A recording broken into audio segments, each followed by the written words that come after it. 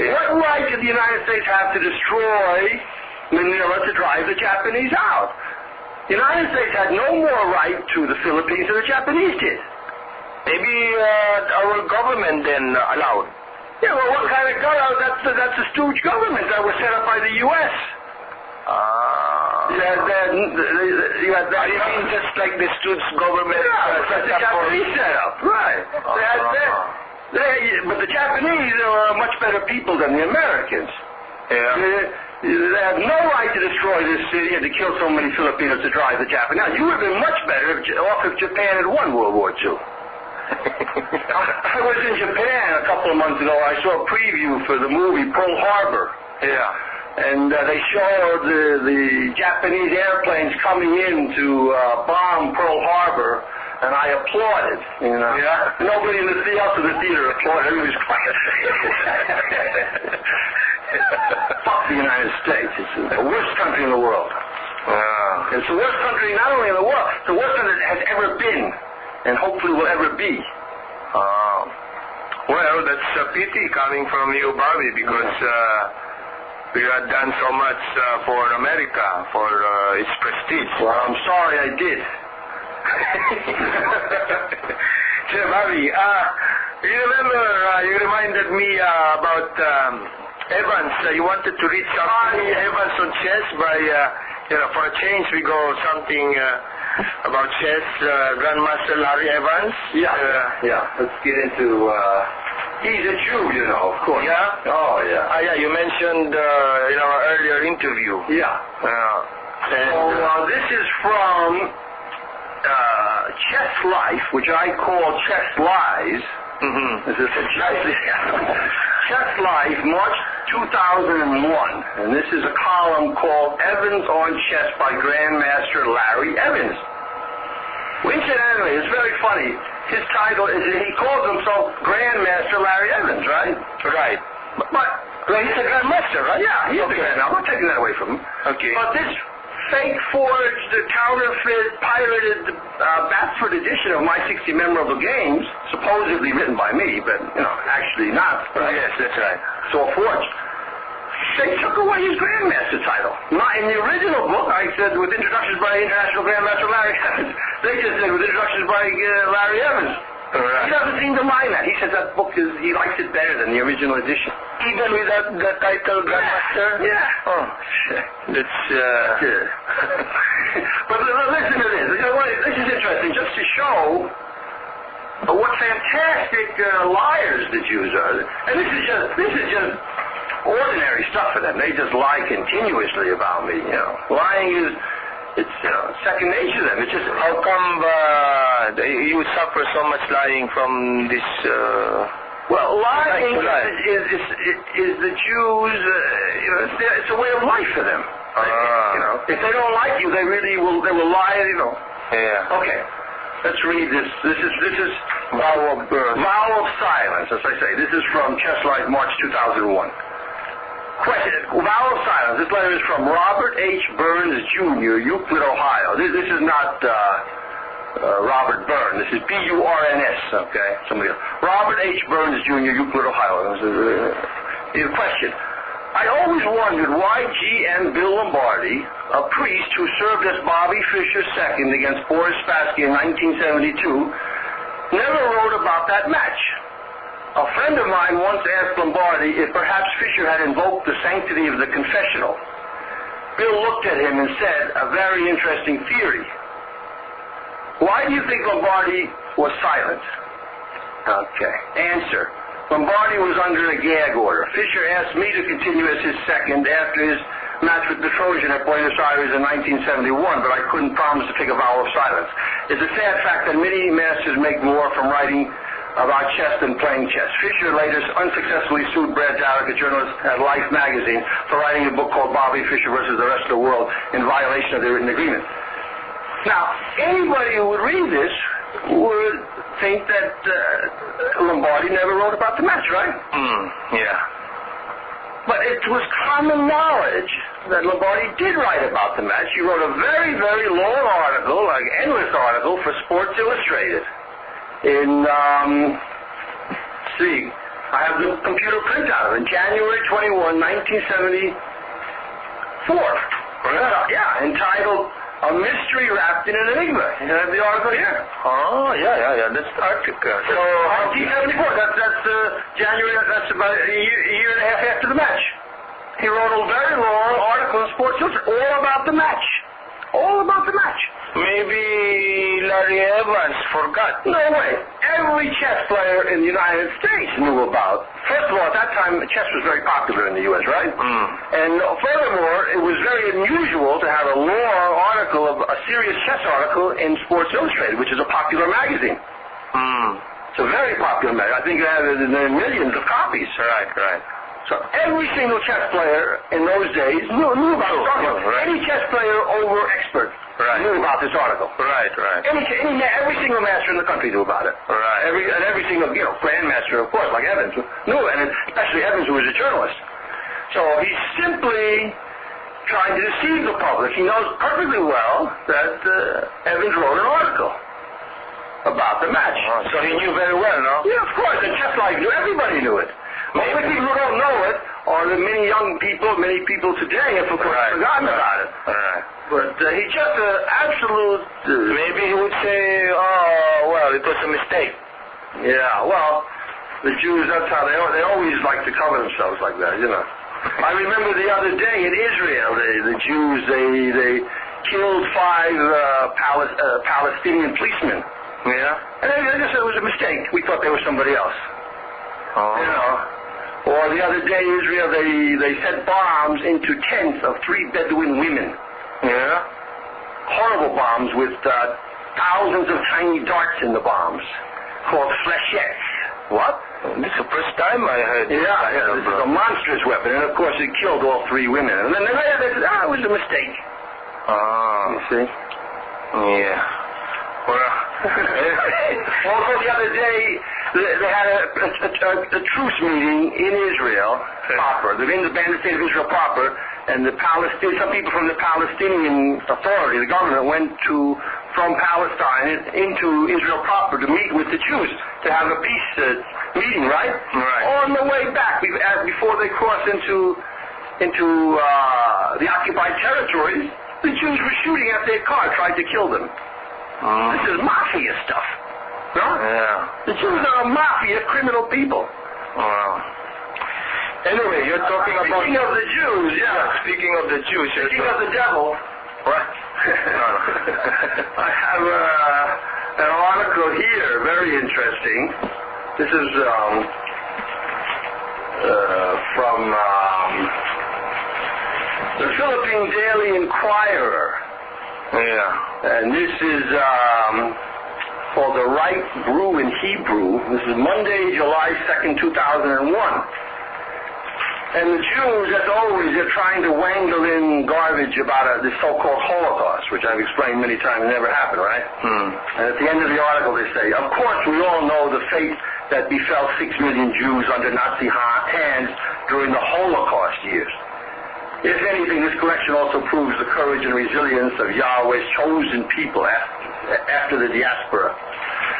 You know, but it's very interesting. There's a picture here. I've seen her before. This is a picture here of the Israeli ambassador to the Philippines. And her name is Irit Ben Abba. And there's another picture of another woman from there. This is another woman called Second Secretary Hagit Ben Yaakov. And a couple of Filipinos with them. But they've got 2 pictures. One is a picture of the Israeli ambassador, another of the Second Secretary. And this Israeli ambassador, I've seen her picture before. She has very short hair and a very mannish look on her face. This is her name, as I say, Irit Ben Abba. She's obviously, I mean, to me, she's obviously a lesbian, you know. Oh. Yeah. And her second secretary, she has slightly longer hair, shorter, slightly more feminine. She's her partner, I'm sure. So this Israeli ambassador is butch, you know. But You see, there's no question. She's a homo. Oh, but that's going personal, Bobby. Maybe they have nothing to do with you. Well, when the Jews started, when they robbed my stuff in storage, 30 years of work, Oh. Yeah, I understand how it hurts. It pains a lot, yeah. No, but it's not only that. They pushed me. Israel has gone after me. This book, by Eli Agur, no? Yeah. On my games, right? I forget the title of it. I have it in here. He's from Israel, and he's gone. He's falsified game scores, falsified game positions. Oh, of course, Israel itself is going after me, not just not just Jews in general, but Israel. Yeah. Anyway, but by the way, but I said, Eddie, I'm not saying it's wrong for her to be a lesbian. I'm happy. I'd like to see all Jews be lesbians and homos, and right. That'll solve the problem with the Jews. There'll be no more Jews, no. They will not reproduce. Bobby, maybe we take a little, relaxing with your favorite music. Yeah, this song is another side of Jackie Wilson, a little more upbeat. This shows his tremendous energy and sexuality. This is Shake, Shake, Shake. You really love this Jackie Wilson, huh?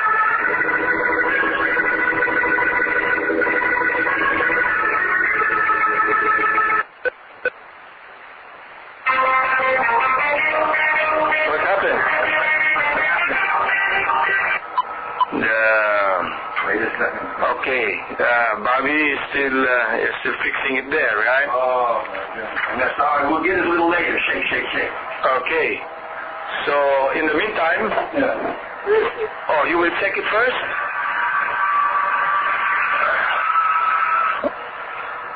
So, you're checking it first, Bobby. What happened? I had it, but... Okay, you can check, but I will ask you something first, okay? Okay. Is that okay? Okay, I can do two things at once. You can do two things? Yeah. But when you play chess, you only do chess, I remember. You're so focused with chess. They say Alexander the Great could think of three things at once. Oh, how about you, too?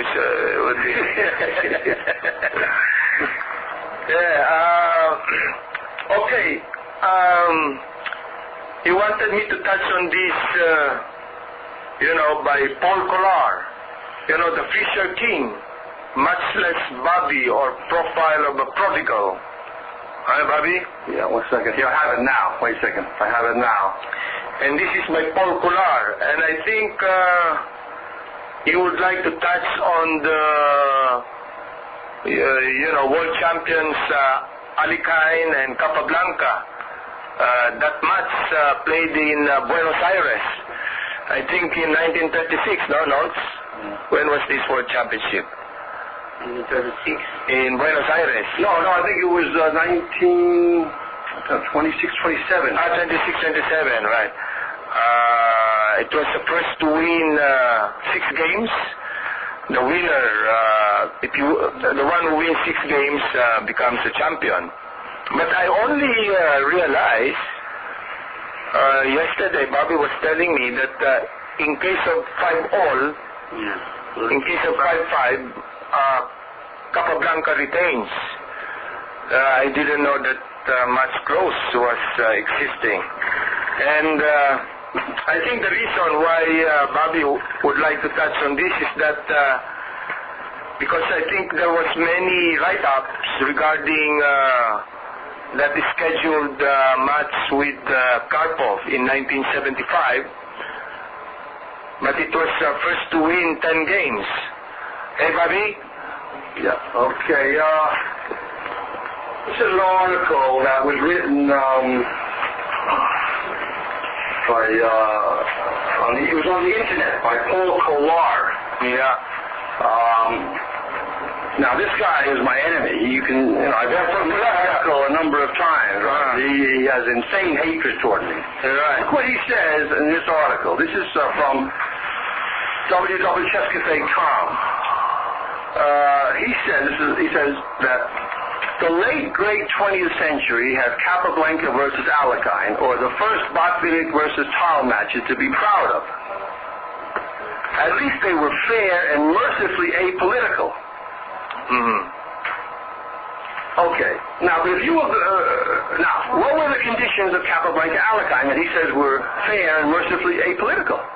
The condition was that the first player to win 6 games wins the match. Draws not counting. Right. But if the match was tied 5 wins to 5 wins, the money would be split equally, and Capablanca would retain the title. Is that really? Yes. So in other words, Alekhine would have to have won the match by 2 points. Right. He had to win at least 6 to 4. Right. In the actuality, he won it 6 to 3. Right. But he had to win at least by 2 points, and he says that was fair. Now, what was it that the press attacked me on and said I'm a crook, I'm a coward, and I'm a hypocrite?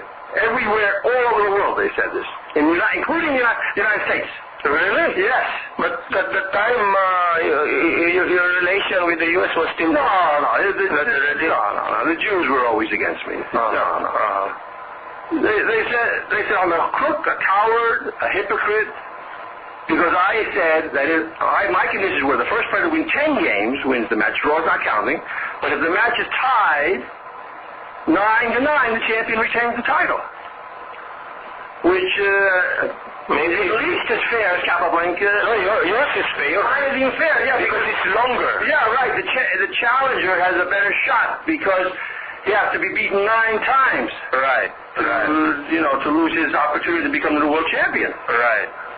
And I just want to prove that this Paul Kolar who made this statement is my enemy, okay? There's no question he's my enemy. I read this before, but here's what he says about me. He says, for example, and please believe me that I do not do this out of spite or rancor.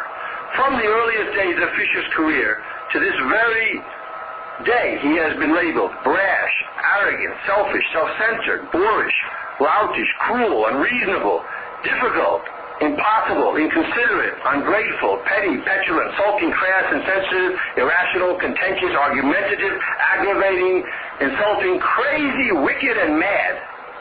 I would tend to agree. That's what he answered. Yes, I would tend to agree, he says. So this is not my friend. He did not say that to help me, right? He did not say that that match was fair to help me, right? I'm going to read that part again, what he said about this Capablanca Alekhine. In the late, great 20th century has Capablanca versus Alekhine, or the first Botvinnik versus Tal matches, to be proud of. At least they were fair and mercifully apolitical and hysteria-free. I rest my case.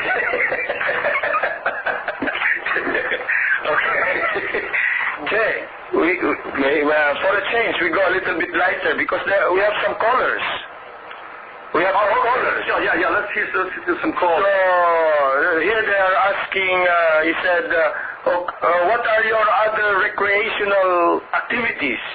Well, he said here music and then movie. Yeah. And then what other recreational activities? I like movies. Yeah, I movies. like pop music. Pop music. I like reading. I read a lot. I listen to the BBC. I listen to the VOA even, just to keep up with what the enemy is saying, I watch CNN, and I listen to CNN on the radio. They have sometimes news, their own radio news sometimes. All right. Now I've been taking up tennis again. I got me some good sneakers. Oh, good. Yeah. From my sister-in-law or brother-in-law, no? From the States, but it's hard to get my size, you see. But it's from the States, Bobby. What? I also have some dollars in my pocket. What are you going to do? That's true. But you told me your dollar. What happened to your dollar? You said your... this is true. In my money in Switzerland, I am out of the U.S. dollar. Really? Yes. I sold all my dollars for Swiss francs. How much is that? It's got about 3 million plus left, yeah. Wow, but it's no longer in dollars?